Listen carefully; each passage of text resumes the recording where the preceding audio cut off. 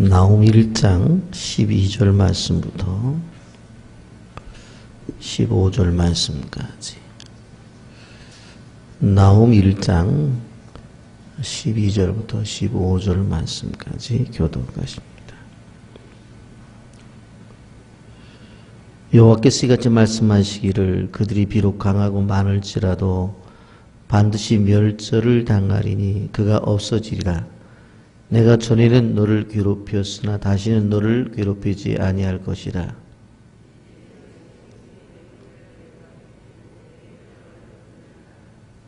나 여호와 내게 대하여 명령하였나니 내 이름이 다시는 전파되지 않을 것이라. 내가 내 신들의 집에서 새긴 우상과 분우상을 멸절하며 내 부dom을 준비하리니 이는 내가 쓸모없게 되었습니다.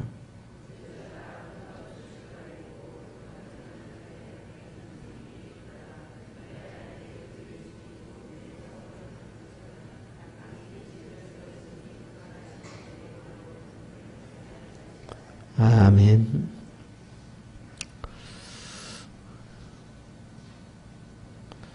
아수르가 가지고 있었던 목적이 있었다면 하나님의 백성인 이스라엘을 완전히 멸절을 시키는 것이 목적이었습니다.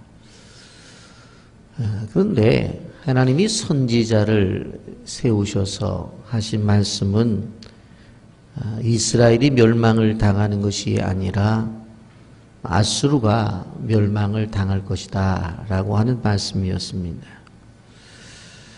그래서 이제는 아수르가 이스라엘을 다스리지 못할 것이다.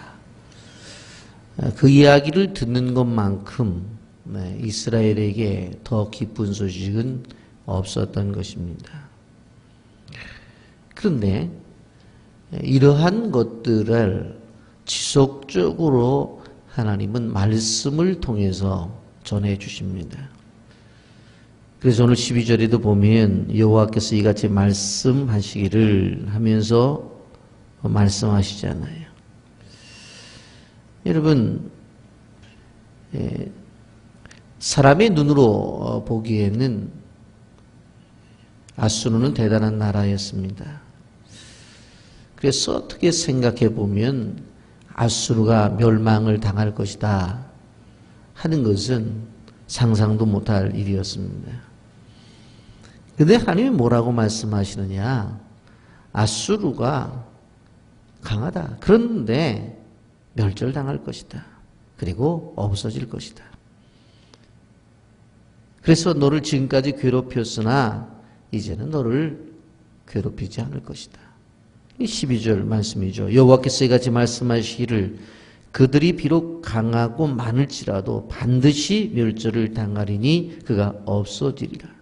내가 전에는 너를 괴롭혔으나 다시는 너를 괴롭히지 아니할 것이다. 여러분, 우리가 이 말씀을 보면서 무슨 생각을 해봅니까? 실질적으로 지금의 현실과 환경을 보게 되어지면 바로 아수르는 강합니다. 많습니다. 그래서 그 현실 속에서 우리 무릎을 꿇을 수밖에 없는데 하나님이 뭐라고 말씀하시느냐 하면 멸절을 당할 것이다. 그렇게 말씀을 주시는 겁니다. 여러분, 그러므로 우리가 세상을 살아가면서 우리가 평강을 누리면서 그리고 어떤 시간이 되어서 우리가 정말 기쁨을 가지고 살 수 있는 길은 하나님께서 우리를 향해서 주시는 말씀을 붙잡고 나가는 것입니다. 여러분, 분명코 아수르 강했어요. 수도 많았어요. 그런데 하나님이 멸절시키겠다는 거예요. 그 말씀이 이스라엘 민족에게 소망이 되었습니다. 근데 우리는 이 말씀과의 관계 속에서 어때요? 말씀을 읽는데 그렇게 열정을 다하지 않아요. 말씀을 듣는데도 늘 그 소리가 그 소리지 그런 생각을 가지는 분들이 계셔요. 그 여기에 문제가 있는 거예요. 여러분, 우리가 어려운 시대일수록 힘들수록 말씀과 가까이 하고 하나님의 말씀이 주시는 그 말씀 앞에 아멘 하고 믿음을 갖고 나가야 된다는 거예요. 당시에 아수르는 강했어요. 많았어요. 그런데 하나님이 뭐라고 말씀해요? 멸절하겠다고 말씀해요. 그래서 이스라엘 백성들은 그 말씀이 그들에게 소망이 되고 위로가 되었어요. 우리가 그래서 늘 하나님의 말씀을 읽고 듣고 묵상하고 암송하고 연구하는 일에 게을리해서는 안 돼요. 우리가 매일 성경으로 귀티를 하는데 바로 이 성경 말씀, 이 귀티하는 일에 절대로 포기가 있어서는 안 돼요. 그런데 한 가지 우리가 기억해야 될 부분은 그럼 고난의 때만 말씀을 묵상하고 나가느냐? 아닙니다. 편안할 때 말씀을 붙잡는 일이 더 중요해요. 왜 그러냐면 편안할 때 말씀을 붙잡고 나가게 되면 지속적인 평강이 온다고 하는 거예요. 기도도 마찬가지예요. 고난이 와야지만 기도하는 것이 아니라 편안할 때 더욱더 기도하면 그 평강이 지속적으로 우리에게 유지가 되는 거예요. 근데 우리는 고난이 와야 말씀 보고 고난이 와야 기도하고 이게 우리의 연약함이라고 하는 것을 우리는 기억해야 됩니다. 여러분, 하나님의 말씀 지금까지는 잘 들리지를 않았어요. 그래서 그들이 자기들 마음대로 생활을 했어요. 그런데 유대 민족에 주시는 말씀이 귀에 들려지기 시작하자 바로 영적인 아침을 맞이하게 되는 거예요. 여러분, 우리에게 중요한 것이 무엇인 줄 아세요? 하나님이 지속적으로 말씀을 주실 때 그것이 하나님의 말씀으로 들려지면 그 사람 소망이 있어요. 근데 하나님 말씀하시는데도 말씀으로 들려지질 않아요.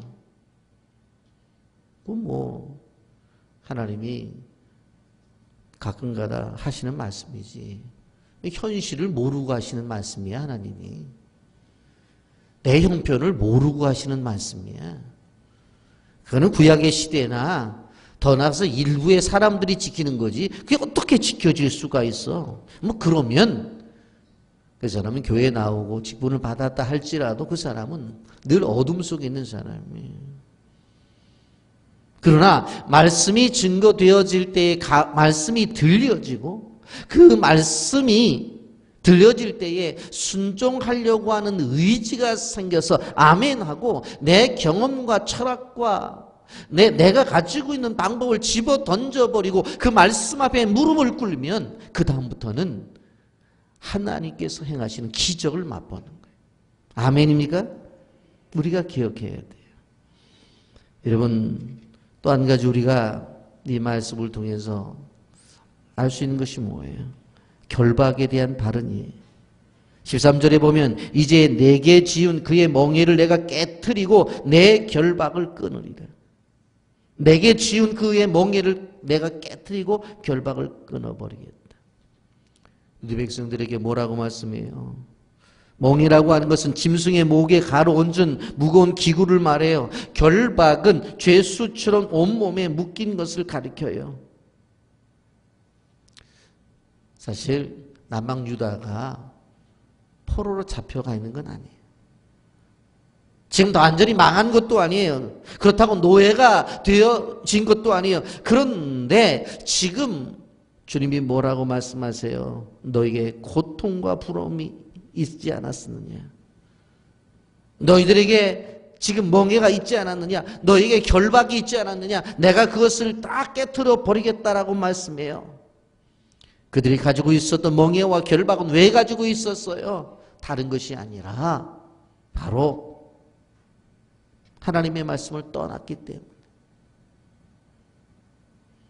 말씀을 떠나서 자기 마음대로 산다고 했었을 때 그들에게 가지고 있었던 것은 멍했고 그들이 가지고 있었던 결박이에요. 여러분, 신앙생활을 하면서도 왠지 어두운 분들이 계세요. 교회 생활을 하면서도 왠지 마음에 무거운 분들이 계세요. 교회에서 직분을 받고 헌신을 한다고 하면서도 왠지 누가 찍어 누리지는 않는데 뭔가가 그냥 무거운 분들이 계세요. 원인을 찾아가 보세요. 한 가지입니다. 뭡니까? 말씀에 대한 순종을 하지 않기 때문에 그래요. 말씀에 대한 순종이 없으면 마음이 무거워요. 말씀에 대한 순종이 없으면 뭔가 찍어 누르는 것 같아요. 교회를 다녀도 기쁨이 없고 예배를 드려도 뭔가 마음에 허전함만 있습니다. 여러분, 우리는 기억해야 돼요. 끊어야 될 결박도 있지만 받아야 될 결박이 있습니다. 여러분, 성경 보십시오. 베드로는 말씀의 결박을 받았어요. 예수님께서 깊은 데로 가서 그물을 내려 고기를 잡으라고 그랬어요. 그랬더니 말씀에 의지해서 그물을 내렸어요. 그랬더니 여러분, 그물이 찢어지게 물고기를 잡았어요. 그에게도 경험이 있었어요. 그에게도 분명한 자기의 지식이 있었어요. 업으로 인생을 살아온 자기 주장이 있었단 말이에요. 밤새도록 자기의 생각을 가지고 그물을 내렸지만 한 마리도 안 잡혀요. 지금까지의 경험을 가지고 그물을 내리지만 고기가 잡히지를 않아요. 그런데 그 모든 것을 내려놓고 주님이 말씀하시는 말씀에 순종을 했더니 어떻게 되어져요? 바로 고기가 잡히는 거예요. 여러분, 기억하시길 바랍니다. 말씀에 능력이 있습니다. 말씀에 기적이 있어요. 말씀에 영생이 있다는 사실을 기억하시길 바랍니다. 말씀에 모든 해답이 있는 거예요. 내 방법, 내 지식, 내 경험을 빨리 포기하지 않으면 교회 생활에도 기쁨이 없어요. 성도는 말씀의 결박을 받아야 돼. 시편 119편 103절 이렇게 말합니다. 주의 말씀의 맛이 내게 어찌 그리 단지요 내 입에 꿀보다 더 다니이다.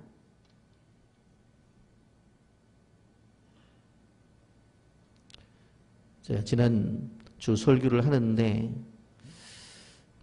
우리 청년 가운데 한 분이 정말 말씀을 이렇게 봤는데 다른 사람과 전혀 다른 그 모습을 봐서요. 꼭 수영장에서 수영을 하고 나오는 사람이 온몸이 젖고 머리가 푹 젖은 것처럼 얼굴에 말씀으로 푹 젖어지는 모습이 보이는 거예요. 그래서 제가 물어봤어요. 그랬더니 초신자래, 초신자. 우리 교회 나온 지가 처음이래요. 그런데 그 하나님의 말씀이 그 심령 속에 들어가는 그 모습이 설교자의 모습 속에서 보이는 거예요. 야, 저렇게 하나님의 말씀으로 은혜로 다가가는구나.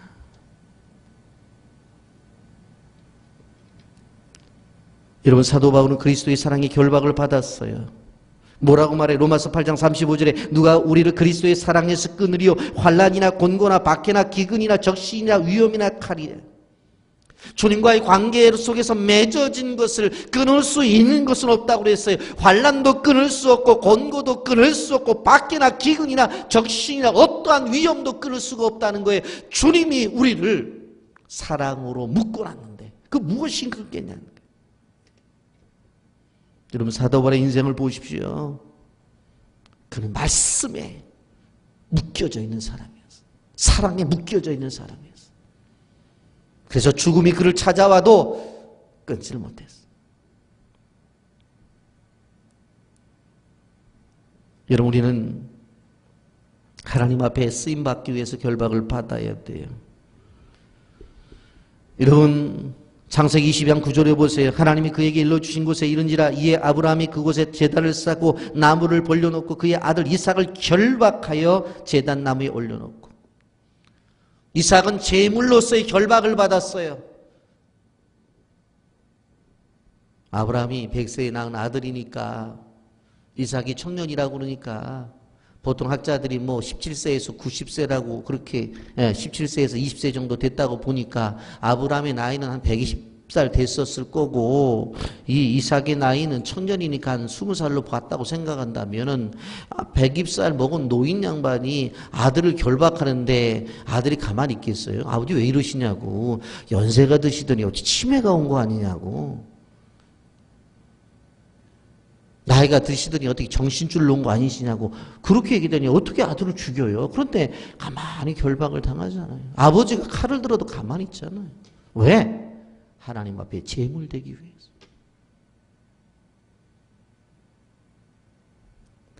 하나님께서 나를 쓰신다고 하면 내 몸을 그냥 드리는 결박을 당하는 모습이 우리에게 있냐는 거예요.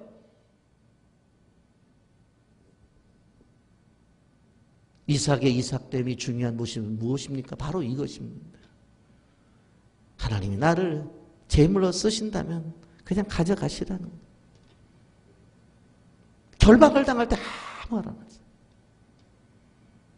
우리는 어떻습니까? 예수를 믿으면서도 조금 건드리면 자존심이 상한다고. 그 자존심이 도대체 뭡니까?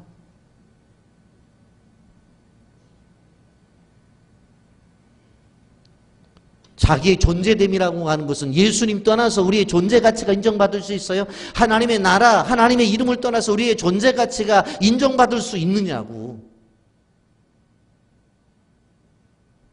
여러분 우리는 기억해야 돼요. 사명의 결박을 받아야 돼요. 사도 바울이 뭐라고 고백을 했어요? 사도행전 20장 22절에 보라 이젠 나는 성령에 매여 예루살렘으로 가는데 거기서 무슨 일을 당할지 알지 못하노라. 성령에 매였어요. 예루살렘으로 가요. 가서 뭐예요? 죽임 당하는 거예요. 성령께서 그를 묶어서 어디로? 예루살렘으로. 그리고 순교의 제물되게 하는 거예요. 그의 삶 속에서 늘 고백했던 것이 무엇입니까? 골로새서 4장 3절에 보면 또한 우리를 위하여 기도하되 하나님이 전도의 문을 우리에게 열어주사 그리스도의 비밀을 말하게 하시를 구하라. 내가 이 일 때문에 매임을 당하였노라. 전도 때문에 매임을 당하는 거예요. 하루에 한 장이라도 전도지를 전하지 아니하면 내 마음속에 왠지 무거움이 있어요. 한 사람이라도 예수가 그리스도라고 전하지 아니하면 하루를 사는 것 같지를 않아요. 이러한 매임, 사도 바울이 말한 결박은 생명을 바치겠다는 각오가 있다는 말이에요. 여러분 우리가 기억해야 되는 것은 하나님의 나라를 세우기 위한 사명감이 있어야 그 사명감 속에 결박이 있는 거예요. 여러분 십자가의 사랑이 결박을 당하시기를 바랍니다. 하나님의 은혜의 결박을 당해야 돼요.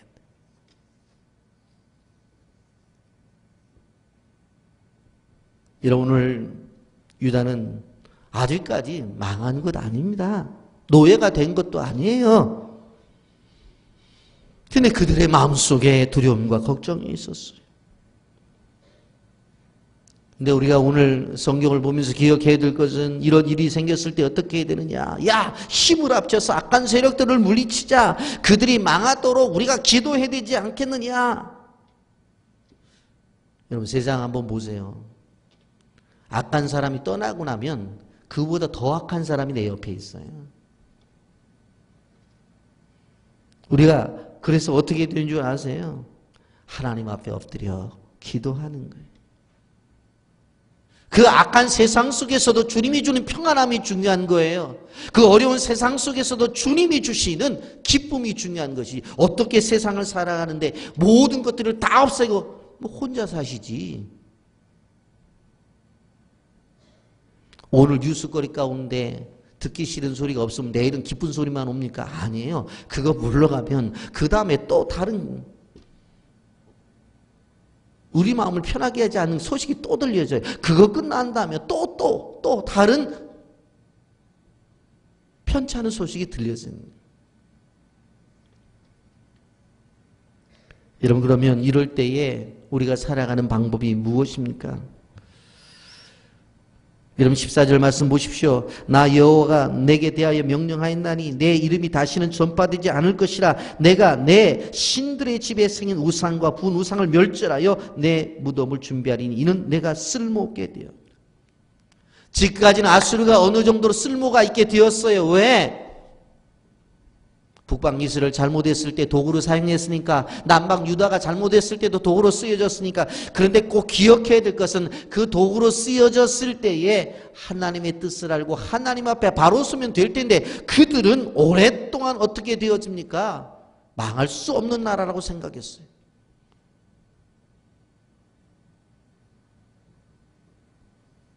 아수리 수도가 니누에예요. 그렇다고 한다면 여러분 아시다시피 요나를 통해서 끊임없이 메시지를 전해주지 않나요? 그런데 그들의 결국은 어떻게 해요? 색인 우상과 부은 우상, 그것에 묶여져 버려요. 사람들이 볼 때는 니느웨가 굉장히 큰 도시처럼 보였어도 하나님 보시기에는 먼지 하나 정도밖에 되어지질 않아요. 왜 그래요? 그들의 신들의 집에서 새긴 우상과 부은 우상이 있었기 때문에 그래요. 그들은 하나님을 섬기는 존재들이 아니라 우상을 섬기는 존재들이었기 때문에 무너져 버리는 거예요. 그 무너짐 앞에 우리가 생각해 봐야 될 것이 15절입니다. 볼지어다 아름다운 소식을 알리고 화평을 전하는 자의 발이 산 위에 있도다. 유다여 내 절기를 지키고 내 선을 갚을지어다. 그 아수르 나라가 멸망을 할 때에 유다 백성들에게 하나님이 원하시는 것은 무엇인가 하면 유다야 내 절기를 지켜라, 내 서원을 갚아라. 이 시대로 말한다면 주의를 지키라는 거예요. 부활절을 지키고 성탄절을 지키고 추수감사를 지키고 하나님 앞에 절기를 지켜라. 그리고 내가 기도한 것들을 다 갚아라. 한쪽은 망하고 있어요. 지금까지 그렇게 세대를 장악했던 아수르라는 나라가 망하게 있는데 그 연약한 나라를 향해서 하나님이 요구하시는 것은 무엇입니까? 예배를 회복하라는 거예요. 하나님 앞에 나오라는 거예요. 하나님의 전을 세워나가라는 거예요. 그래야지만 너희가 살 수 있다라고 하는 거예요. 승리의 비결이 여기 있습니다. 그래서 15절 하반절에 그가 다시는 내 가운데로 통행하지 아니하리로다. 지금까지는 주장하고 살았지만 아수르라는 나라가 한순간에 사라져 버리는. 여러분, 이런 나음의 말씀을 보면서 우리가 살아날 길을 찾을 수 있음에 얼마나 감사합니까? 구약적 표현에는 절기를 지키라고 했습니다. 서원을 갚으라고 했습니다. 우리 시대의 표현을 말한다면 뭐예요? 주일날 하나님 앞에 나와서 거룩한 예배를 드리며 우리가 기도하고 우리가 하나님 앞에 서원했던 것들을 다 약속을 지키면서 갚으면서 믿음의 생활을 한다고 한다면 우리가 아무리 연약해도 승리가 있다는 사실을 기억하시면서 이 승리를 맛보기를 예수님의 이름으로 축복합니다. 아멘.